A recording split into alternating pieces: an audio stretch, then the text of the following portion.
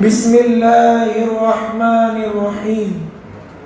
قال الله تبارك وتعالى في الكلام المجيد والفرقان الحميد: والله ولي المتقين. صدق الله العظيم. لخمسة نطفي بها حر الوباء الحاطمة: المصطفى والمرتضى وابناہما والفاطمہ. تیرے بابا کا پھر تیرا کرم ہے، تیرے بابا کا پھر تیرا کرم ہے، یہ منہ ورنہ تو کس قابل ہے یا غوث. امام اہل سنت عاشق غوث اعظم امام احمد رضا خان فاضل بریلوی بغداد کے آقا کی شان کچھ یوں بیان کرتے ہیں کہ تو ہے وہ غوث کہ ہر غوث ہے شیدا تیرا، تو ہے وہ غیث کہ ہر غیث ہے پیاسا تیرا. اور سورج اگلوں کے چمکتے تھے چمک کر ڈوبے، سورج اگلوں کے چمکتے تھے چمک کر ڈوبے، ابو کے نور پہ ہے مہر ہمیشہ تیرا. اور جو ولی قبل تھے یا بعد ہوئے یا ہوں گے، جو ولی قبل تھے یا بعد ہوئے یا ہوں گے، سب ادب رکھتے ہیں دل میں میرے آقا تیرا. اور سارے اقطاب جہاں کرتے ہیں. کیا عشق ہے غوث پاک سے. کوئی ہے غوث پاک کی اس طرح بھی منقبت پڑھنے والا تو لا کر مجھے دکھاؤ. سارے اقطاب جہاں کرتے ہیں کعبے کا طواف، کعبہ کرتا ہے طواف در والا تیرا. لوگ کہہ سکتے تھے کہ امام احمد رضا نے یہاں غلو کیا، کہ وہ کہہ رہے ہیں کہ کعبہ خود غوث العظم دستگیر کے در کا طواف کر رہا ہے. تو میرے بھائی تیری نظر حضرت رابعہ بصریہ کی سیرت پہ نہیں پڑی. جب حضرت ابراہیم بن ادہم نے نیت یہ کی کہ میں پیدل چل کے کعبے کی زیارت کے لیے جاؤں گا، اور اس طرح کہ ہر قدم پر ایک قدم کے اٹھنے پر 2 رکعت نفل پڑھوں گا، اس طرح چلتے چلتے چلتے ایک قدم بڑھایا 2 رکعت نفل، ایک قدم بڑھایا 2 رکعت نفل. کئی سالوں کے بعد حضرت ابراہیم بن ادہم کعبۃ اللہ پہنچے، لیکن کیا دیکھا؟ کعبہ تھا نہیں، کعبہ دکھائی نہیں دیا. حضرت ابراہیم بن ادہم نے عرض کی میرے مالک کعبہ گیا کہاں؟ کہا کہ ہماری بندی رابعہ کے پاس گیا ہے. اب میں یہاں رک کر کہنا چاہتا ہوں، رابعہ کے پاس کعبہ خود کر چل کے جاتا ہے، بلکہ رابعہ کی جو ولایت ہے، اگر اس ولایت کا بھی جو امام ہے اسے شیخ عبد القادر جیلانی کہتے ہیں. اگر ان کے در کا کعبہ طواف کرے تو پھر حیرت کیا ہے. سارے اقطاب جہاں کرتے ہیں کعبے کا طواف، کعبہ کرتا ہے طواف در والا تیرا. اور مزرعے چشت و بخارا و عراق و اجمیر، مزرعے چشت و بخارا و عراق و اجمیر، کون سی کشت پر؟ کیا کہتے ہیں کہ کل کائنات میں جہاں کہیں بہاریں ہیں، جہاں کہیں ہریالی ہے، جہاں کہیں برکتیں ہیں، جہاں کہیں فیضان ہے، وہ صرف فیضان شیخ عبد القادر جیلانی کا ہے. مزرعے چشت و بخارا و عراق و اجمیر، کون سی کشت پہ برسا نہیں جالا تیرا. تو ہے وہ غوث کہ ہر غوث ہے شیدا تیرا، تو ہے وہ غیث کہ ہر غیث ہے پیاسا تیرا.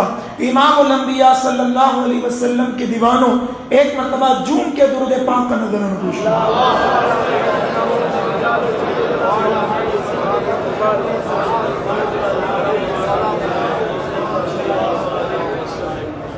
آج کی یہ ہماری الحمدللہ علی احسانی جشن غوث اعظم کی 7ویں محفل، سبحان اللہ، کہ میں اور آپ جس میں غوث پاک کی محبت کا نذرانہ پیش کرنے کے لیے شرکت کی سعادتیں حاصل کر رہے ہیں، اللہ پاک ہماری اس حاضری کو قبول کرے اور یہ حاضری بغداد کی حاضری کا سبب بن جائے۔ امام الانبیاء صلی اللہ علیہ وسلم کے دیوانوں، آئیے آج بھی آپ غلامان قادری کے دلوں کو اور کلیجوں کو ٹھنڈک پہنچانے کے لیے پیر محترم کا ایک خوبصورت قول، سبحان اللہ، سبحان اللہ۔ سرکار بغداد شیخ عبد القادر جیلانی فرماتے ہیں کہ اللہ پاک نے مجھے ایک رجسٹر دیا ہے۔ کیا دیا ہے؟ رجسٹر۔ اور اس کی لمبائی اور چوڑائی کتنی ہے یہ میرے سوا کوئی نہیں جانتا، اور اس میں لکھا ہوا ہے خط بہشتی سے، جنتی قلم سے اس میں لکھا ہوا ہے۔ اس میں میرے مرید، مجھ سے اس میں اعتقاد رکھنے والے، مجھ سے پیار کرنے والے، مجھ سے محبت کرنے والے، مجھ سے عقیدت کرنے والے قیامت تک کے لیے سب کے نام لکھے ہوئے ہیں، اور اللہ سب کو بخش کر جنت کا پروانہ عطا فرمائے گا، سب کو۔ اور حضرت غوث پاک فرماتے ہیں کہ میں نے داروغہ جہنم سے پوچھا، حضرت مالک علیہ السلام داروغہ جہنم سے پوچھا کہ بتا کیا تیرے اندر میرا کوئی مرید ہے؟ تو داروغہ جہنم نے مجھ سے کہا، او عبد القادر، آپ کا مرید مجھ میں کیسے ہو سکتا ہے؟ آپ کے مرید کا مجھ میں تعلق کیا ہے؟ اللہ نے آپ کی برکت سے سب کو وہ بخش کر جنت کا پروانہ عطا فرمایا ہے۔ ایسا پیر ہمارا ہے۔ میرے عزیزوں، میرے پیاروں، ہماری گفتگو کا سلسلہ چل رہا تھا، اور کل ہم نے سرکار بغداد سیدنا شیخ عبد القادر جیلانی کا علمی مقام، علمی جلالت، علمی شان کو سماعت کیا، اور ساتھ ہی ساتھ میں سرکار بغداد نے جس طرح بزرگوں کا ادب کیا اس کو بھی ہم نے سنا۔ آج انشاءاللہ مولا تعالی ہم یہ دیکھیں گے کہ سرکار غوث پاک کتنے بڑے متقی ہیں، اور اللہ رب العزت نے قرآن کریم میں اپنے دوستوں کی، اپنے ولیوں کی شان و عظمت کو بیان فرمایا ہے۔ وہ کیا ہے کہ وہ کسی سے ڈرتے نہیں ہیں، کسی کا انہیں خوف نہیں ہے، لیکن ہے ایسے صفت بیان کرتا ہے کہ وہ متقی ہے، تقوی والے۔ کیا ہو؟ تقوی۔ اب آؤ سب سے پہلے ہم تقوی کی شان اور عظمت کو سنیں۔ متقی لوگ، تقوی والے لوگ کتنے بڑے برکت والے، ذرا سماعت کریں کہ اللہ خود فرماتے ہیں واللہ ولی المتقین، کہ بے شک ڈر والوں کا دوست کون؟ ڈر والوں کا دوست کون ہے؟ اللہ۔ تقوی والوں کا دوست کون ہے؟ اللہ۔ پھر فرماتا ہے ان اللہ مع المتقین، کہ بے شک اللہ متقین کے ساتھ ہے، اس سے ڈرنے والوں کے ساتھ ہے۔ تو مطلب کیا؟ کہ جو اللہ سے ڈرتا ہے اللہ اس کا دوست ہے، جو اللہ سے ڈرتا ہے، جو اللہ کی بارگاہ میں تقوی اختیار کرتا ہے اللہ اس کے ساتھ ہے۔ اسی طرح بے شمار فضیلتیں آپ کو قرآن کے اندر نظر آئے گی متقین کے لیے، اور احادیث طیبہ کے اندر بھی تقوی والوں لوگوں کے لیے کتنی شان اور عظمت کو بیان فرمایا. ذرا سنیں کہ حضور سید عالم صلی اللہ تعالیٰ علیہ وسلم کا فرمان ہے کہ جو کوئی اللہ کے خوف سے ڈرتا ہے، اللہ کی خشیت سے ڈرتا ہے، تو اس کے جسم سے، اس کے نامہ اعمال سے گناہ اس طرح جڑ جاتے ہیں جس طرح درخت سے پتے جڑ جاتے ہیں. اور قیامت کے دن جو بندہ خوف خدا میں صرف ایک آنسو بہاتا ہے، وہ صرف ایک آنسو کے صدقے اللہ اس کے سارے گناہوں کو بخش کر اسے جنت کا پروانہ عطا فرماتا ہے. تقویٰ کی بڑی شان اور عظمت ہے. میرے پیاروں، میرے عزیزوں، اب آؤ ہمارے اسلاف کے یہاں تقویٰ کی کتنی اہمیت ہے، اس کے بعد ہم سرکار بغداد سیدنا شیخ عبد القادر جیلانی کی بارگاہ میں چلیں گے. تقویٰ، اللہ سے ڈرنا. اس امت کی بات کیا کروں، اس امت سے پہلے حضرت قعب بن احبار رضی اللہ تعالیٰ عنہ نقل کرتے ہیں، روایت کرتے ہیں، فرماتے ہیں کہ حضرت موسیٰ علیہ السلام کے زمانے میں ایک قحط پڑا، ایسا قحط پڑا کہ لوگ بھوکے پیاسے، کھانے تک کا سامان موجود نہیں تھا. لوگوں نے حضرت موسیٰ کلیم اللہ سے کہا، او اللہ کے نبی، ہمارے لیے کیوں نہیں دعا کرتے تاکہ اللہ ہم پر رحمت و کرم کی بارش نازل کرے. حضرت موسیٰ علیہ السلام نے کہا کہ چلو ہم ایک پہاڑی پر چلتے ہیں. سارے اپنی امت کے لوگوں کو لیا، حضرت موسیٰ کے ساتھ وہ چل دیے.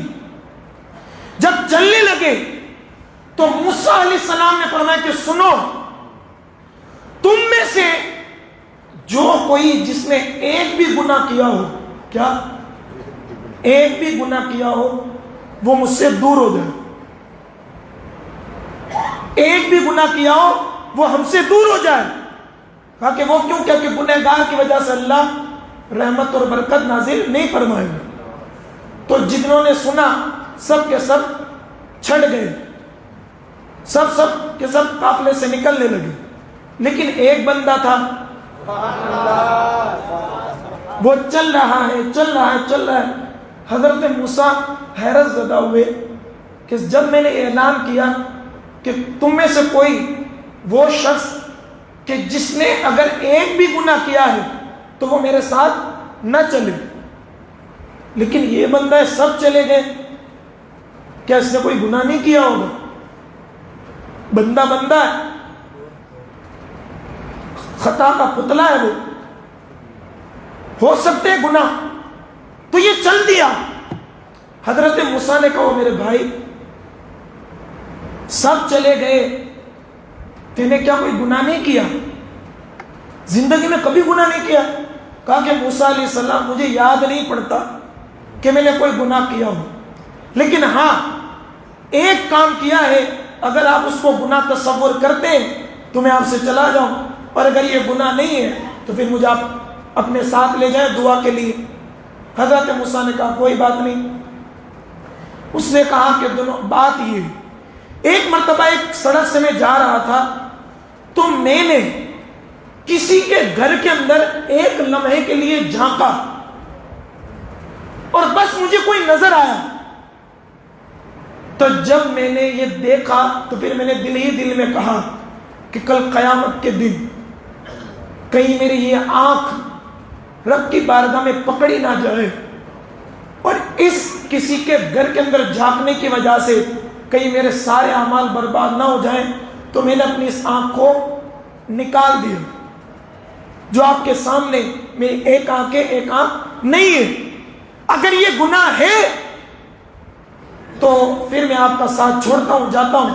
حضرت موسیٰ رونے لگے اور رو کر کہا کہ او میرے غلام، او میرے امتی سن، تو یہ کہتا ہے, جب تو نے یہ کہہ دیا تو سن, اب موسیٰ دعا نہیں کرے گا, اب پہاڑ پہ جا کے تو دعا کرے گا. وہ کہیں کیا دیکھا, ابھی اس بندے نے دعا کیا کی تھی, ابھی ہاتھ پھیرے بھی نہیں تھے کہ کیا دیکھا, آسمان سے بارش نازل ہونے لگی.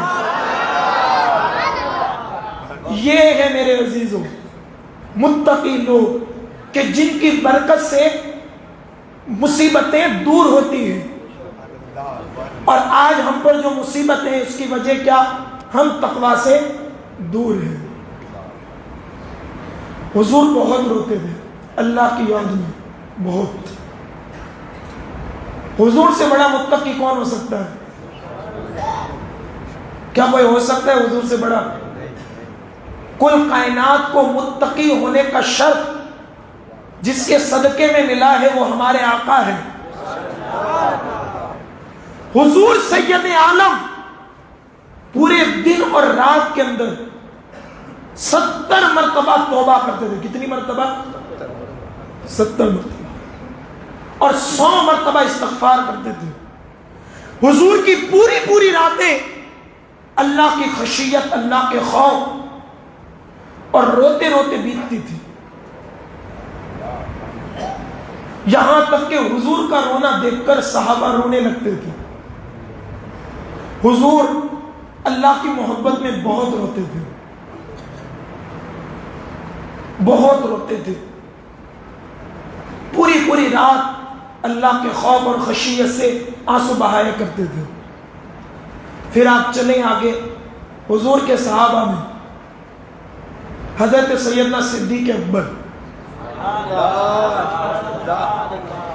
سیدنا صدیق اکبر کا ایک غلام تھا جو آپ کے لیے کھانے کا انتظام کرتا تھا. ایک مرتبہ اس نے سیدنا صدیق اکبر کو کھانا پیش کیا. آپ کو بھوک اتنی لگی تھی کہ آپ نے پوچھا نہیں کہ یہ کھانا کہاں سے لایا, ورنہ جب بھی وہ لے کر آتا تھا آپ پوچھتے کہ بھائی لایا کہاں سے. تو حضرت سیدنا صدیق اکبر نے جب ایک لقمہ کھا لیا تو اس کے بعد یہ غلام کہنے لگا کہ حضرت جب بھی کھانا لاتا ہوں آپ مجھ سے پوچھتے ہیں, آج کیوں نہیں پوچھا؟ کہا کہ آج بھوک اتنی لگی تھی کہ میرے ذہن میں نہیں آیا کہ میں تجھ سے پوچھوں. اب تو نے کہہ دیا تو بتا کہ یہ کھانا کہاں سے لایا تھا. کہا کہ حضور بات یہ ہے کہ دور جاہلیت میں نے ایک منتر سے ایک آدمی کا کام بنا دیا تھا. کس سے؟ جادو منتر سے میں نے ایک آدمی کا کام بنا دیا تھا, اور اس نے مجھے اس کے انعام کے دینے کا وعدہ کیا تھا. آج جب جا رہا تھا تو بیچ راستے میں وہ مجھے مل گیا اور اس نے مجھے کچھ رقم دی, اسی رقم کا خرید کر آپ کے لیے کھانا لایا ہوں. اب جس کے تقوی کی دلیل قرآن دے, الذی جاء بالصدق وصدق به اولئک هم المتقون. صحابہ میں سیدنا صدیق اکبر کی ذات وہ ہے کہ جس کے تقوی کی دلیل کسی آدمی نے نہیں بلکہ خالق کائنات نے بیان فرمائی ہے. ان کو متقی خود اللہ نے کہا ہے. جس کو اللہ متقی کہے اس کا تقوی کتنا ہوگا. جیسے غلام سے یہ سنا تو کہا کہ تو نے مجھے ہلاک کر دیا, اور اس کے بعد آپ نے اپنے منہ میں انگلی ڈالی, اور ڈالنے کے بعد قے کرنی چاہی لیکن قے ہو نہیں رہی تھی. کیوں؟ پیٹ خالی تھا اور یہ ایک لقمہ ڈالا تھا. غلاموں نے صلاح دی کہ حضور کام کرے, پانی پیے آپ, جب پانی پیئیں گے تو یہ لقمہ باہر آئے گا. آپ نے کثرت سے پانی پیا, بالآخر وہ لقمہ آیا باہر اور آپ کے پسینے چھوٹ گئے. غلاموں نے عرض کی حضور ایک ہی تو لقمہ تھا اور اتنی مصیبت جھیلی. کہا کہ تم کیا کہتے ہو؟ حضور سے میں نے سنا ہے کہ حرام کا مال, حرام کا لقمہ سب سے زیادہ جہنم کے اندر جانے کا حقدار ہے, اور کہیں ایک لقمے کی وجہ سے قیامت کے دن ابو بکر کو کہیں جہنم میں ڈال نہ دیا جائے. میرے بھائیوں, آج ہم بھی غور کریں کیا ایسی خشیت اللہ کا ڈر ہمارے پاس ہے؟ نہیں. بے دھڑک حرام لقمے صبح و شام ہم اپنی پیٹ میں ڈال رہے ہیں اور پھر کہہ رہے ہیں اللہ ہماری مدد کر. حرام لقمے کھا کھا کر جو تو نے رب کو ناراض کیا ہے، پھر تجھے جو ہے عزت کہاں سے مل رہی ہے؟ سیدنا فاروق اعظم کتنے بڑے متقی آپ کو پتا ہے؟ سیدنا فاروق اعظم کے پاس ایک رجسٹر تھا. پورے ہفتے کے اندر جو بھی کام کرتے اس کو لکھتے. کیا کرتے؟ لکھتے. جو بھی کام کرتے اس کو لکھتے، اور لکھنے کے بعد جمعہ کے وقت، رات کے وقت بیٹھتے اور اس کتاب کو کھولتے. اس میں سے جو جو کام آپ کو مولا کی رضا کے لیے ہوتا اس پر شکر ادا کرتے، اور جو اللہ کی رضا کے لیے نہیں ہوتا اس کو پڑھ کے اپنے ہاتھ میں کوڑا لیتے. کیا لیتے؟ کوڑا. کبھی اپنے پہلو پر مارتے اور کہتے عمر یہ تجھ سے کیا ہو گیا. کبھی اپنی پشت پر مارتے، عمر یہ تجھ سے کیا ہو گیا.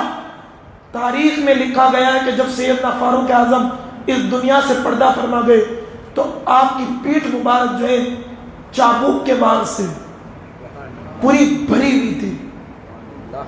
یہ ہے خوف خدا. آج ہم کہاں ہیں؟ آج سب سے زیادہ ہمارے معاشرے کے اندر جو اللہ سے بے خوف ہے وہ ہے ہمارا جوان طبقہ، ینگسٹر، جس کو اللہ نے جوانی دی ہے. دیکھ لیں آپ، بوڑھے لوگ تو کمزوری کی وجہ سے جب گھر میں ان کی چلتی نہیں ہے اب بیچارے وہ مسجد کی طرف ہیں، اور جس کو اللہ نے طاقت اور قوت دی ہے وہ عیاشیوں کے اندر اللہ سے بے خوف ہو کر اپنی زندگی کو بسر کر رہے ہیں. کوئی خشیت خدا نہیں، اللہ کا خوف نہیں. آج جوان سب سے زیادہ اللہ کی خشیت سے دور ہے. اسی لیے دیکھیں اخبار کو ہم جب پڑھتے ہیں، شراب کے اندر اتنے جوان پکڑے گئے، زنا کے اندر اتنے جوان پکڑے گئے، جوئے کے کاروبار میں اتنے جوان پکڑے گئے، اس فلاں کام میں اتنے جوان پکڑے گئے. اور میرے بھائی سب سے بڑے افسوس کی بات تو یہ ہے کہ ان اخبار کے اندر جو برائیوں کے نام لے کر کے اتنے اتنے لوگ پکڑے گئے، اس فہرست کے اندر سب سے زیادہ اگر کسی کے نام ہوتے ہیں تو وہ مسلمان جوانوں کے نام ہوتے ہیں. یہ تھی ہمارے بزرگوں کی تاریخ، اور آج ہم کہاں چلے گئے؟ میرے جوان بھائیوں، یہ زندگی بڑی قیمتی ہے. یہ جوانی ایک بار جو اگر چلی گئی نا واپس ملے گی نہیں. بہت قیمتی ہے، ہو سکے تو اس کی قدر کر لو.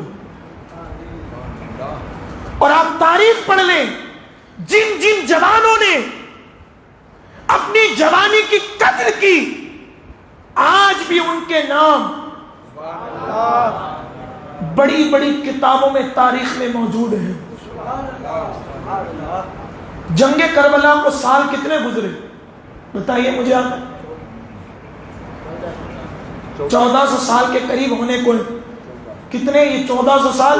یہ 14 دن نہیں میرے بھائی، 1400 سال، 14 صدیاں گزری. لیکن آج بھی علی اکبر کا نام بڑی محبت سے لیا جاتا ہے. کتنی عمر تھی؟ بعض نے کہا 16، بعض نے کہا 18. 1400 سال گزرے، آج بھی حضرت قاسم کا نام محبت سے لیا جاتا ہے. آج بھی جتنے بھی جوانان کربلا ہیں سب کے نام بڑی الفت سے لیے جاتے. کیوں؟ اس جوانی کو انہوں نے گناہوں کے ساتھ نہیں، بے حیائیوں کے ساتھ نہیں، اللہ کو بھول کر نہیں، بلکہ اس جوانی کو انہوں نے رب کے نام پر قربان کر دیا. اللہ نے ہر کسی کے دل میں ان کی محبتوں کو پیدا فرما دیا ہے.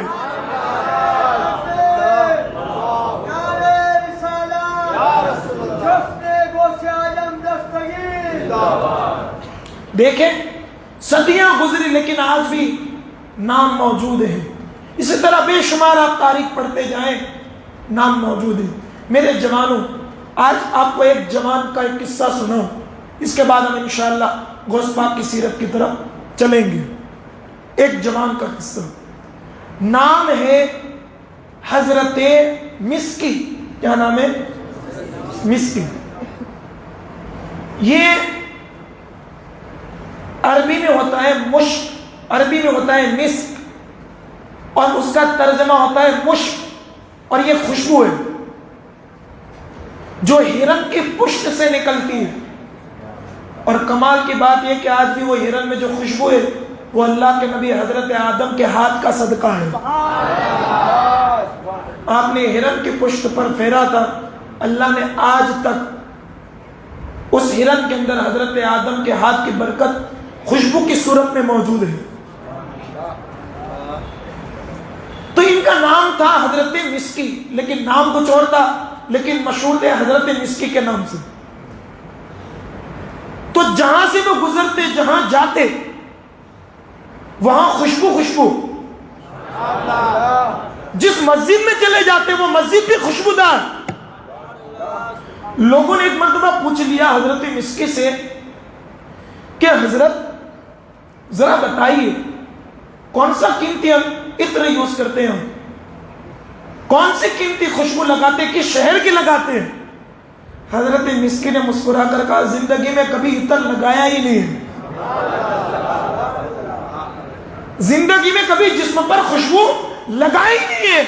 کہا کہ کیا بے وقوفی والی بات کرتے ہو، آپ جہاں جاتے ہو وہاں خوشبو، آپ جہاں بیٹھتے ہو وہاں خوشبو، جس مسجد میں چلے جاتے ہو وہاں خوشبو.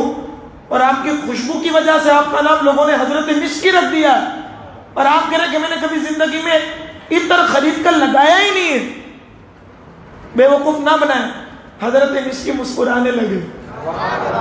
میرے بھائی حقیقت ہے، جھوٹ نہیں بولنا، زندگی میں کبھی عطر خرید کر لگایا نہیں. کبیر بابا جی یہ خوشبو آئی کہاں سے، یہ کہاں سے آئی خوشبو؟ کہا کہ ایک طویل واقعہ ہے. کہا کہ بیان کرو نا. اب جوانوں آپ کے لیے سنیں. کہتے ہیں کہ بات یہ ہے کہ بچپن میں بڑا خوبصورت تھا اور بڑا شرمیلا بھی تھا، یہاں تک کہ لوگوں سے باتیں نہیں کرتا تھا. میرا بچپنا گزرا، جوان ہوا، یہاں تک کہ لوگ مجھ سے دور بھاگنے لگے کیونکہ میں کسی سے بات نہیں کرتا تھا، لوگوں سے دور رہتا تھا، اکیلا رہتا تھا، مجھے شرم آتی تھی لوگوں سے. تو میرے والد کو کسی نے مشورہ دیا کہ سنو آپ کا بیٹا بڑا شرمیلا ہے، ہم کہتے ہیں کہ اس کو بازار میں کسی دکان کے اندر نوکری پر رکھ دو، لوگوں سے مل جل رکھے گا تو اس کی شرم دور ہوگی، لوگوں سے بات کرنا شروع ہوگا. والد نے کہا کہ بھائی مشورہ تو بڑا اچھا ہے. تو حضرت مسکی کہتے ہیں کہ میرے ابو جان نے مجھے ایک کپڑے والے کی دکان پر نوکری پر رکھ دیا. میں نوکری کرنے لگا. اتفاق یہ تھا کہ ایک مرتبہ ہماری دکان اس کے قریب سے بادشاہ کی بیٹی کا گزر ہوا تھا اور اس نے مجھے ایک نظر دیکھ لیا تھا، مجھے دیکھ لیا تھا. اب مجھے یہ کچھ پتا نہیں تھا. بالآخر ایک مرتبہ ہماری دکان پر بادشاہ کے دربار میں سے ایک بوڑھی عورت آئی کپڑے خریدنے کے لیے. جیسے آئی تو اس نے ڈھیر سارے کپڑے اکٹھا کیے اور اکٹھا کرنے کے بعد کہا کہ وہ دکان کے مالک اتنے کپڑے میں بوڑھی عورت تھوڑی اٹھا سکوں گی، تو اپنے کسی غلام کو کسی نوکر کو بھیج تاکہ وہ محل تک پہنچا دے. تو حضرت مسکی کہتے ہیں کہ مجھے ہی یہ کپڑے پہنچانے کے لیے بھیجا، لیکن یہ کپڑا خریدنا کوئی مقصد نہیں تھا بلکہ مجھے محل تک لے جانا مقصد تھا، کیونکہ بادشاہ کی بیٹی نے مجھ سے محبت کر لی تھی. یہاں تک کہ مجھے محل کے اندر لے جایا گیا. کہتے ہیں حضرت مسکی کہ جب میں دروازے سے داخل ہوتا دروازہ بند ہو جاتا، دوسرے سے داخل ہوتا دوسرا بند، تیسرے سے داخل ہوتا تیسرا بند. یہاں تک کہ بادشاہ کی بیٹی کے کمرے تک مجھے پہنچا دیا گیا۔ جیسے میں اندر داخل ہوا تو بادشاہ کی بیٹی تخت پر بیٹھی ہے، چاروں طرف اس کی کنیزیں ہیں، اس کو پنکھا جل رہی ہے، اس کی خدمتیں کر رہی ہے۔ بادشاہ کی بیٹی نے کہا کہ شاباش اے بوڑھی عورت، تو نے تو میرا کام کر دیا۔ کہا کہ جس جوان سے میں پیار کرتی تھی، جس جوان کو اپنے پاس بلانا چاہتی تھی، وہ جوان اب میرے پاس آ گیا۔ حضرت مسکی نے کہا کہ یہ کیا بات؟ کہا کہ وہ جوان میں نے تجھے یہاں کپڑے کے لیے نہیں بلایا۔ حضرت مسکی کہتے ہیں کہ اس نے کہا مجھے کہ میں نے تجھے یہاں کپڑے کے لیے نہیں بلایا، بلکہ تیری خوبصورتی کو دیکھ کر میں تیری دیوانی ہو چکی ہوں، چل آ اور چند لمحے کے لیے میری جو شہوت ہے، میری جو آرزو ہے، اس کو پوری کر۔ معاذ اللہ۔ اور آج بڑی ذمہ داری کے ساتھ میں کہہ رہا ہوں کہ جتنے گناہ، اللہ ماشاءاللہ سب کی بات نہیں کروں، جتنے گناہ دولت مند لوگوں کی بیٹیاں کرتی ہیں اتنا کوئی نہیں کرتا۔ بڑی بڑی سٹیوں کے اندر جا کر دیکھیں، مسلمان بڑے جاگیرداروں کی بیٹیاں ڈرگس لے رہی ہیں، انجیکشن لے رہی ہیں، گولیاں کھا رہی ہیں، اتنا پیسہ ہونے کے بعد بھی وہ لوگوں کے بستروں کی زینت بن رہی ہے۔ کیوں؟ کہ یہ جو ثروت مند لوگ ہیں، انہوں نے یہ نہیں دیکھا کہ ہمارا پیسہ آتا کہاں سے ہے۔ اگر حلال طریقے سے آتا تو اس کی بیٹی کبھی اس طرف نہیں جاتی۔ یقیناً حرام کی اس میں آمیزش ہے کہ اس کے اب قدم، اس کی اولاد کے قدم لڑکھڑا رہے ہیں۔ تو میرے بھائیوں، حضرت مسکی کہتے ہیں کہ تو میری آرزو، اس نے کہا تو میری آرزو پوری کر۔ تو اب میرے دل میں خدا کا خوف تھا۔ جوانوں آپ کے لیے، جوان ہم بھی ہیں وہ بھی تھے، میرے دل میں اللہ کا خوف پیدا ہوا، اور میں نے دل ہی دل میں کہا میرے مالک یقیناً کبھی بھی زندگی میں تیری نافرمانی نہیں کی، یا اللہ میری لاج رکھ لے، کوئی ایسا سبب بنا دے کہ میں اس سے نکل جاؤں، یہاں سے چھوٹ جاؤں۔ اب جو بندہ اللہ سے پیار کرتا ہے، متقی ہوتا ہے، میرے رب کی بھی مدد اس کے لیے ضرور ہوتی ہے۔ میرے اللہ کرم کر۔ اور آپ دیکھیں گے غوث پاک کی زندگی میں کہ غوث پاک سے بڑا متقی کون ہو سکتا ہے؟ لوگ ان کے در پر جھاڑو دے دے کر متقی بنے ہیں۔ ان کے تقوی کی شان کیا ہوگی؟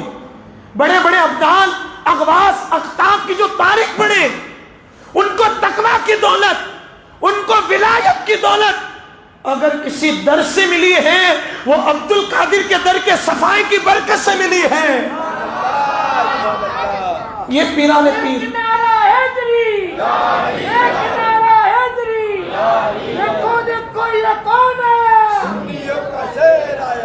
کہا میرے مالک میری حفاظت کر، زندگی بھر تیری نافرمانی میں نے کبھی نہیں کی، آج میری لاج رکھ لے۔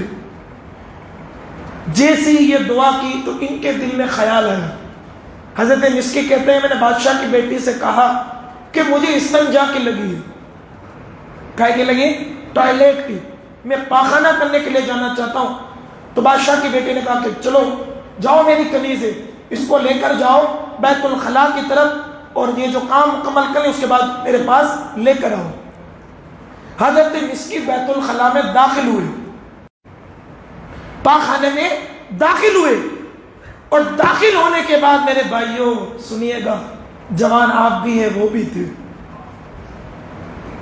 داخل ہونے کے بعد ایک طرف انہوں نے اس عورت کے ساتھ زنا کرنے کا تصور باندھا، اور ایک طرف یہ گندگی دیکھی، دل میں سوچا کہ زنا کی وجہ سے جو دل پر دھبا لگے گا وہ قیامت تک صاف نہیں ہوگا، یہ گندگی لگا لوں گا تو چند پانی کے قطروں سے صاف ہو جائے گی۔ اس کے بعد حضرت مسکی کہتے ہیں کہ میں نے وہ پورا گوبر، گندگی اٹھائی اور پورے جسم پر مل لی، یہاں ہاتھ میں ادھر ادھر سب میں مل لی اور مل کر میں آیا باہر. جیسی باہر آیا تو عورتیں مجھ سے بھاگنے لگی اور بادشاہ کی بیٹی نے بھی کہہ دیا یہ تو پاگل ہے, یہ تو بڑا گندا ہے, اسے میرے محل سے باہر نکالو, اسے میرے محل سے باہر نکالو. حضرت مسکی کہتے ہیں مجھے محل سے دھکا مار کر نکالا. جیسے نکالا میں باہر گیا, باہر نکلنے کے بعد رب کا شکر ادا کیا, میرے مالک تو نے میری لاج رکھ لی, جسم کو صاف کیا, گھر گیا سویا. مقدر جگہ میرے خواب میں جبرائیل آئے, جبرائیل آئے اور کہا او مسکی آج تو نے یوسف کی یاد دلا دی ہے. پھر حضرت جبرائیل نے میرے جسم پر ہاتھ پھیرا, ان کا ہاتھ پھیرنا تھا کہ آج تک میرے جسم میں خوشبو ہے, قیامت تک میرے لیے جسم میں خوشبو پیدا کر دی گئی ہے.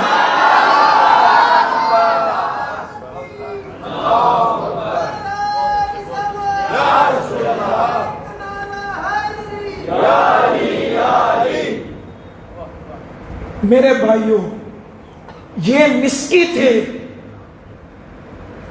کہ جو پٹا پھسلا کر نہیں, پیسے دے کر نہیں, خود زنا کے لیے بلائے گئے تھے, خود زنا کے لیے بلائے گئے تھے.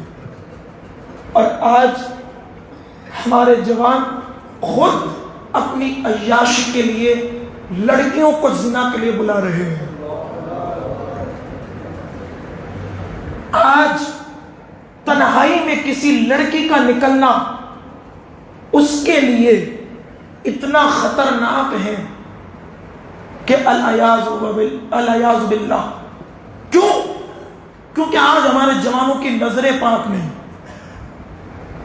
آج ہمارے جوانوں کے ذہن پاک نہیں, آج ہمارے جوانوں کے کردار پاک نہیں. اور حد تو یہ ہے میرے عزیزوں, یہ بھی دن دیکھنے تھے. ایک طرف ایک مسکی ہے جو اللہ کے خوف کی وجہ سے خود سامنے عورت چل کر آ رہی تھی, لیکن اللہ کو یاد کر کے گناہ کو چھوڑ دیا. اور آج ہم ہیں میرے بھائیوں, جہاں تک سنا ہے معاف کیجیے گا مجھے, کئی اللہ کے ولیوں کے مزار پر عرس کی تقریبات میں لڑکے اور لڑکیاں زنا کرتے ہیں. یہ حقیقت ہے. کیا ہے میرے بھائیوں؟ لیکن اگر کوئی جوان رب کی محبت میں ایک گناہ چھوڑ دے, ایک گناہ چھوڑ دے تو اس کے جسم میں خوشبو پیدا ہوتی ہے.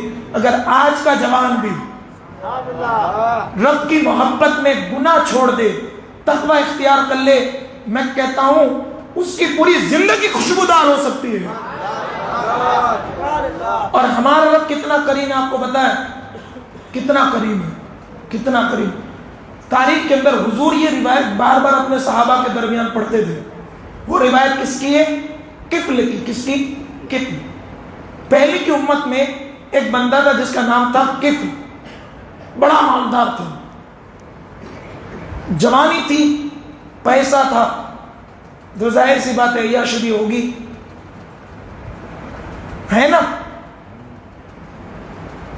پیسہ ہوتا ہے تو میرے بھائیوں عیاشی کے ذہن بنتے ہیں. دعا کرو کہ اللہ دولت بھی دے لیکن حضرت عثمان غنی جیسی دے, دولت بھی ہو, تقویٰ بھی ہو. لیکن آج کئی مالداروں کے بیٹے خود تو اللہ کی بارگاہ کے مجرم گناہ کر کے بن رہے ہیں, غریبوں کو بھی اپنے ساتھ رکھ کر ان کو بھی گناہوں کے راستوں پر چلانے کی کوشش کر رہے ہیں. تو نام ایک کفل, بڑا جوان تھا, خوبصورت تھا, جوانی کا شباب عروج پر تھا, اور سب تو گناہ کرتا تھا لیکن دولت کی وجہ سے عورتوں کو اپنے پاس بلا کر اپنے بستر کی زینت بناتا تھا, دولت دیتا تھا عورتوں کو. ایک مرتبہ ایک غریب اور ناتواں عورت, یہاں آپ نے ایک جوان لڑکے حضرت مسکی کی داستان سنی, اب یہاں ایک جوان لڑکے کی بھی داستان سن لیں. یہ تاریخ ہماری ہے, یہ تاریخ ہماری ہے. یہ ہمارے بزرگ ہیں، بات یہ ہے ہم نے ان سے اپنے دامن کو دور کر دیا۔ تو ہر شام کو اس کے یہاں ایک عورت ہوتی، ایک غریب اور ناتواں عورت آئی، کہا کہ مجھے کچھ دے دے، کہا کہ میری آرزو پوری کر تو میں تجھے جو تم مانگتی اس سے بھی بڑھ کر دوں گا۔ اب اس نے ایک طرف یہ زنا کا تصور لیا، اور اگر یہ کرتی ہے تو رب کی بارگاہ کی مجرم، اور اگر نہیں کرتی تو اس کی 2 بچیاں گھر میں جو تھیں بھوک کی وجہ سے مر جائیں گی۔ وہ راضی ہو گئی، جس عورت نے زندگی میں گناہ نہیں کیا تھا وہ راضی ہو گئی، کہا کوئی بات نہیں۔ رات کے وقت تخلیہ کے اندر، کمرے کے اندر دونوں آئے، دروازے بند، کھڑکیاں بند۔ وہ جو عورت تھی، غریب عورت، بستر پر بیٹھ کر آنسو بہا رہے تھے اور کانپ رہی تھی۔ قبلے نے کہا خاتون، دروازے بند ہیں، کھڑکیاں بند ہیں، کوئی ہمیں دیکھ نہیں رہا، کیوں کانپ رہی ہے؟ روتے روتے ایک جملہ کہا، کیفل، دروازے بند ہیں، کھڑکیاں بند ہیں، لیکن ہمارا رب کبھی نہیں سوتا،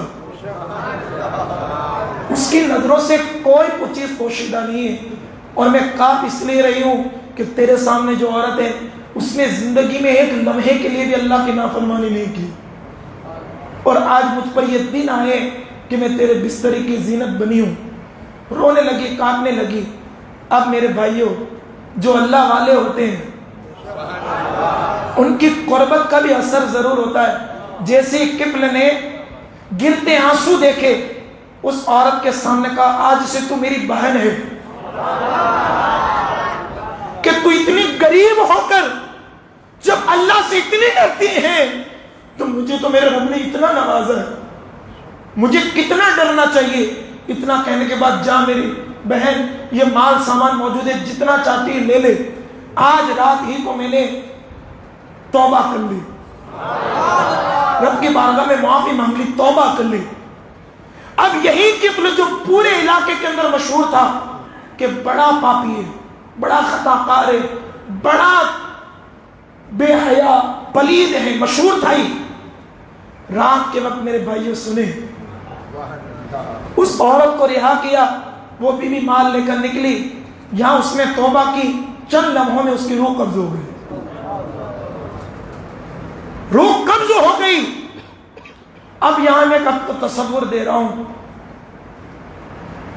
اگر قبل، پہلے شان سن لیں، یہاں روح قبض ہو گئی، صبح کے وقت لوگوں کو پتا چلا کہ قبل کا انتقال ہو گیا، تو لوگ انسانیت کے طور پر اس کو صرف دیکھنے کے لیے گئے، تو قبل کے دروازے پر جو بات لکھی تھی، سب نے دیکھ کر اپنی آنکھوں کو پھاڑ لیا، سب کی آنکھیں پھٹی کی پھٹی رہ گئی۔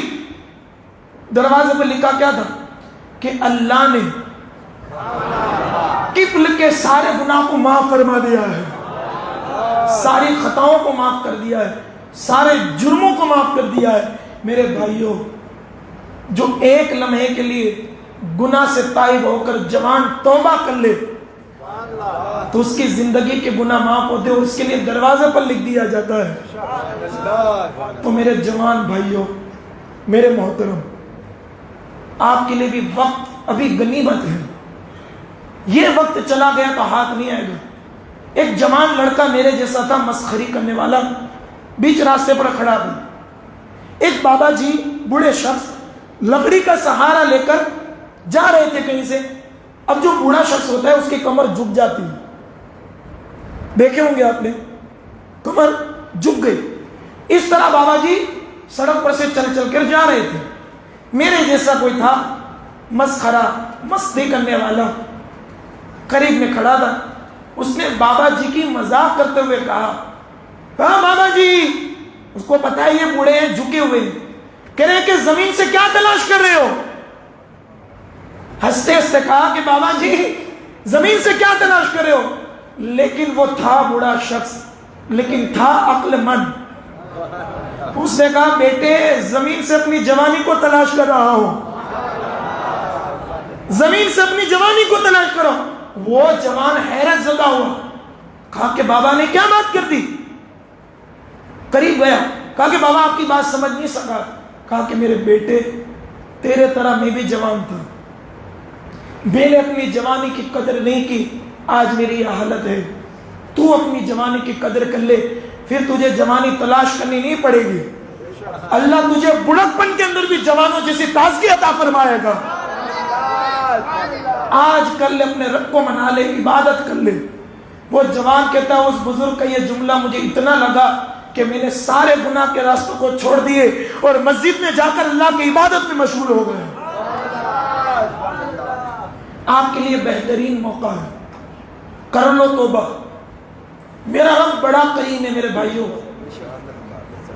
ایک دو نہیں, سمندر کے اندر سے جو جھانک نکلتی ہے, جھانک, بال بھی اگر گرنا چاہیں تو اس کا کسی طرح شمار ہو سکتا ہے, لیکن سمندر کی جھانک دکھتی نہیں ہے. اور سمندر کتنا بڑا, اس میں سے جو جھانک نکلتی ہوگی وہ کتنی ہوگی. یہاں تک فرمایا گیا کہ رب اتنا کریم ہے کہ اگر سمندر کی جھانک کے برابر اگر کوئی بندہ گناہ لے کر آئے اور اس کی بارگاہ میں توبہ کرے, معافی مانگے, میرا رب اس کے گناہ کو بھی معاف فرما دیتا ہے. کرے توبہ. جوانوں اب آؤ پیرانے پیر کی جوانی کی طرف. کیا تقوی اللہ نے دیا. سرکار بغداد کے حوالے سے یہ بات مشہور ہے کہ آپ نے عشاء کے وضو سے فجر کی نماز 40 سال تک لگاتار فرمائی. کتنے سال تک؟ 40 سال. اس جملے کو آپ سمجھے کہ نہیں سمجھے, آپ مجھے بتائیے. 40 سال سے عشاء کے وضو سے فجر کی نماز پڑھنے, اس کا مطلب یہ کہ 40 سال تک عبد القادر جیلانی نے اپنی پیٹھ بسترے کو لگائی نہیں. پوری رات جگ جگ کر اللہ کی عبادت کیا کرتے تھے, روتے تھے گھسپا اللہ کے خوف میں.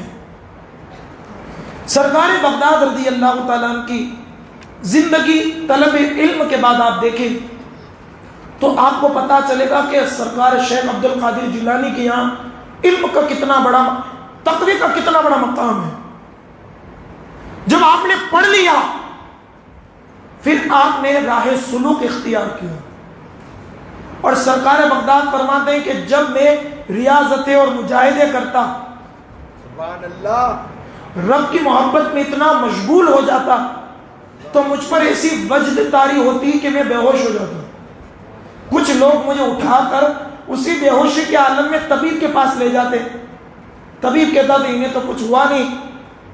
پھر کبھی کبھی تو ایسی کیفیت طاری ہو جاتی کہ میں مردہ ہو جاتا. لوگوں نے یہاں تک کئی بار مجھے غسل بھی دیا, مجھے کفن بھی پہنا دیا, میرا جنازہ بھی تیار کر دیا, لیکن جیسے ہی نماز جنازہ پڑھنے لگتے میں جنازے سے کھڑا ہو جاتا. یہ تھا تقویٰ, یہ تھی پرہیزگاری. پیرانے پیر روشن ضمیر سیدنا شیخ عبد القادر جیلانی رضی اللہ تعالیٰ عنہ کی. اب سنیں, سرکار تقویٰ والے جو لوگ ہوتے ہیں ان کی شان یہ ہوتی ہے کہ اللہ رب العزت ہر دم ان کے ساتھ ہوتا ہے. اور آپ نے سنا ان اللہ مع المتقین, کہ بے شک جو اللہ سے ڈرنے والے اللہ ان کے ساتھ ہیں. اب دیکھیں ہمارے پیر کے ساتھ اللہ کس طرح ہے. حضور غوث پاک فرماتے ہیں کہ میں ایک مرتبہ ایک ایسے جنگل کی طرف نکل گیا جہاں آب و دانہ کا کہیں نام و نشان تک نہ تھا. ایسے جنگل کی طرف چل دیا کہ جہاں کوئی اناج تک کا نام و نشان موجود نہیں تھا. میں کئی روز وہاں ٹھہرا, یہاں تک کہ مجھے سخت پیاس لگی. کیا لگی؟ پیاس. میں نے دیکھا کہ میرے سر پر بادل کا ایک ٹکڑا آیا اور اس سے کچھ پانی ٹپکا اور ایسی کوئی چیز ٹپکی کہ جس سے میں نے اپنے حلق میں تلاوت کی طرح محسوس کی. اور اس کے بعد میں نے یہ دیکھا کہ ایک نور دیکھا. سنیے گا, جو لوگ متقی ہوتے ہیں ان کے ساتھ اللہ کس طرح ہوتا ہے. میں نے ایک نور دیکھا جس سے آسمان کے کنارے منور ہو گئے. آسمان کے کنارے منور ہو گئے. پھر ایک نورانی صورت دیکھی، اس صورت سے مجھے یہ آواز سنائی دی کہ اے عبد القادر میں تمہارا رب ہوں۔ میں نے ایک صورت دیکھی خوبصورت، اور اس صورت سے یہ آواز آئی کہ میں تمہارا رب ہوں، اور میں نے تمام حرام چیزوں کو تم پر حلال کر دیا، تمام حرام چیزوں کو تم پر حلال کر دیا۔ سرکار بغداد فرماتے کہ میں نے فوراً کہا اعوذ باللہ من الشیطان الرجیم، پڑھ کر اسے دھتکارا، وہ روشنی غائب ہو گئی اور وہ نورانی صورت دھوئیں کی طرح دکھائی دینے لگی۔ جب میں نے اعوذ باللہ کہا تو وہ غائب ہو گیا، اور وہ جو نورانی صورت تھی وہ بن گئی دھواں۔ پھر اس صورت میں سے یہ آواز سنائی دی کہ یا عبد القادری نجوت منی بعلمک وبحکم ربک وفقہک، کہ عبد القادر تم نے اپنے علم اور اپنے رب کے حکم اور اپنے فقہ اور سمجھ سے میرے مکر و فریب سے نجات حاصل کر لی، ورنہ میں نے اپنے اسی مکر و فریب سے 70 ولیوں کو گمراہ کر دیا۔ اب میرے پیر کی محبت دیکھے خدا سے، یہ ہوتی متقین کی شان۔ آپ فرماتے ہیں سرکار غوث پاک نے فرمایا، اس نے کہا کہ میں نے اپنے اسی مکر و فریب سے 70 ولیوں کو بہکا دیا اور تجھے تیرے علم نے بچا لیا۔ سرکار بغداد فرماتے ہیں مردود دور ہو جا، مجھے علم کے غرور میں مبتلا کرنا چاہتا ہے، سونے میرے علم نے نہیں میرے رب کے فضل نے مجھے یہاں بچایا ہے، میرے رب کے فضل نے مجھے بچایا ہے، میرے رب کے فضل نے مجھے بچایا ہے۔ سرکار غوث پاک سے کسی نے پوچھا کہ حضور آپ کو کیسے پتا چلا کہ وہ شیطان ہے؟ تو آپ فرماتے ہیں کہ اس کے اس قول سے کہ احللت لک المحرمات، کہ میں نے تمہارے لیے تمام حرام چیزوں کو حلال کر دیا ہے، اور مجھے یقین ہے کہ جس خدا نے جس کے صدقے کل کائنات کو پیدا کیا، اس محمد عربی کو کبھی یہ نہ کہا کہ محمد میں نے تیرے لیے حرام چیزوں کو حلال کر دیا، تو عبد القادر کی حیثیت کیا ہے؟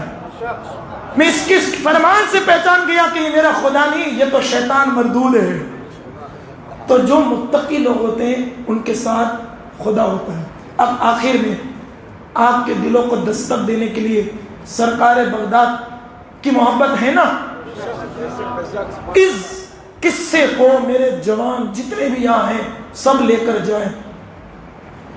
ایک بزرگ فرماتے ہیں کہ میں خانہ کعبہ کی زیارت کے لیے گیا۔ کہاں گیا؟ خانہ کعبہ کی زیارت کے لیے۔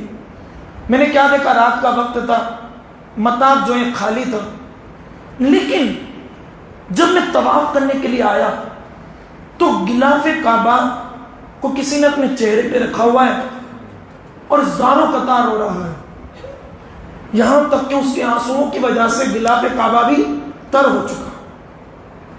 لیکن عجیب بات یہ کہ وہ روتے روتے کہتا کہ اللہ اے میرے رب، اگر تو نے مجھے بخش دیا تو یہ تیرا کرم ہے، تیرا فضل ہے، اور اگر تو نے میری بخشش نہ کی، میرے اللہ مجھے دنیا سے نابینا اٹھانا، قیامت کے دن بھی نابینا اٹھانا۔ کیوں؟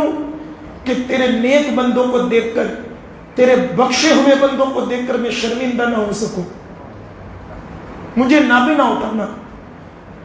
حضرت کہتے ہیں کہ مجھ سے رہا نہ گیا، آخرکار یہ بزرگ کون ہے، یہ شخصیت کون ہے کہ خدا کے خوف میں اتنی رو رہی ہے کہ جہاں حرم کعبہ میں کھڑے رہ کر وہ رو رہے ہیں، وہ زمین بھی گیلی، کعبہ کے جس غلاف کے حصے کو اپنے چہرے پر رکھ کر رو رہے ہیں وہ بھی گیلا، اور کہہ رہے ہیں اللہ تو نے مجھے بخش دیا، یہ تیرا کرم، اور اگر نہیں بخشا مجھے اندھا اٹھانا، نابینا اٹھانا۔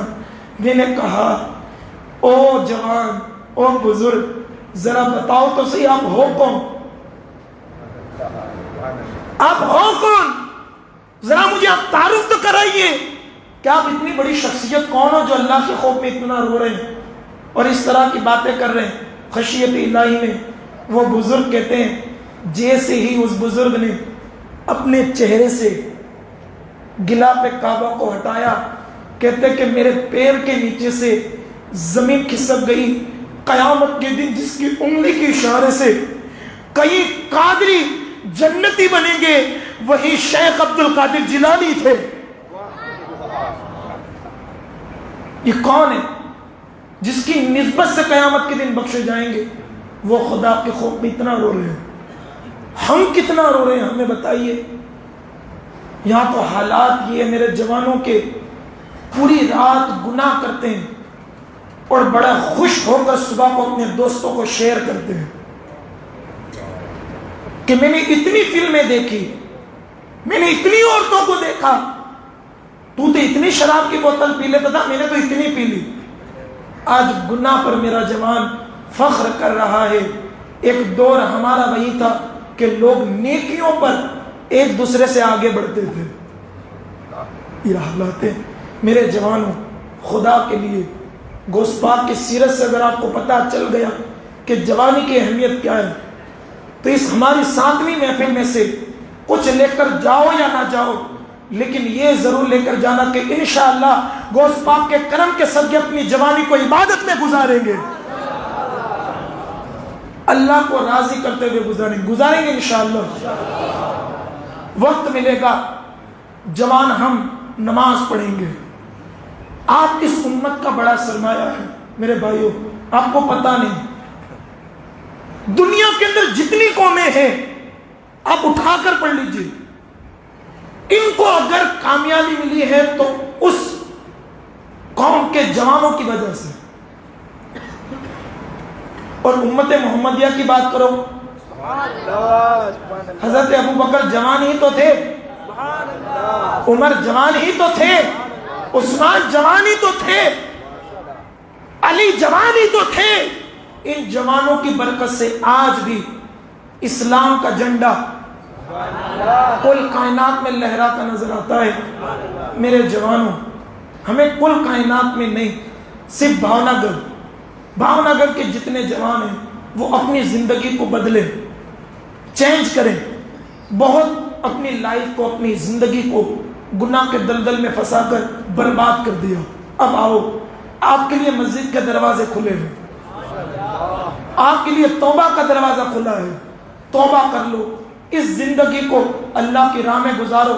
میں 100% کہہ رہا ہوں بڑے دعوے کے ساتھ، اگر تو نے اللہ کی رضا کی خاطر غوث پاک کی محفل میں بیٹھ کر یہی غوث پاک کو راضی کرنے کے لیے توبہ کر لی تو بغداد والے آقا کا بھی کرم ہوگا، رسول پاک کا بھی کرم ہوگا، خدا کی عنایت بھی ہوگی کہ اللہ تیری زندگی کو اتنی روشن فرما دے گا کہ تو چلے گا تو تیرے قدموں سے روشنی ہوگی، قبر میں جائے گا قبر میں روشنی ہوگی، اور قیامت کے دن بھی تیرے وجود سے روشنی ہوگی۔ جوانوں آؤ آپ انشاءاللہ مولا تعالیٰ سچی توبہ کرو، اپنے رب کو راضی کرو، مناؤ۔ جو مزہ لطف جوانی کے اندر عبادت کا ہے وہ کسی میں نہیں۔ لیکن بات کیا ہے، آج ہمارا جوان مسجد کا مسافر نہیں ہے، آج ہمارا جوان سینما ہال کا مسافر ہے، آج ہمارا جوان مدرسوں کا مسافر نہیں ہے، آج ہمارا جوان زنا کے اڈوں کا مسافر ہے، آج ہمارا جوان اللہ والوں کے مزاروں کا مسافر نہیں ہے، آج ہمارا جوان جس جگہ عیاشوں کی محفلیں ہوتی ہیں اس کا مسافر ہے۔ پلٹو، وقت ہے، کسی کو پتہ نہیں کہ یہاں کب بند ہو جائے۔ کئی جوانوں کو ہم نے قبرستان کی طرف جاتا دیکھا ہے، جس کے دعوے بڑے تھے، کیا میں یہ کروں گا وہ کروں گا، لیکن موت ہو گئی، آج وہ قبر میں ہے۔ ابھی آپ کے لیے وقت ہے، کوئی بھروسہ نہیں ہے زندگی کا۔ میرے بھائیوں، توبہ کر لو، راہ خدا پر آ جاؤ، اللہ کو راضی کرنے والے کام کرو۔ کچھ مشکل نہیں. اگر آپ کہہ رہے ہیں مشکل، گوشت پاک کا تقویٰ تو بہت بڑا ہے. میں صرف جواب اتنی گزارش کروں گا کہ آپ اپنے وقتوں میں سے نکال کر 5 وقت کی نماز کی پابندی کریں. قرآن پڑھنا نہیں جاتے، مدرسوں میں داخل ہو کر قرآن کو سیکھیں،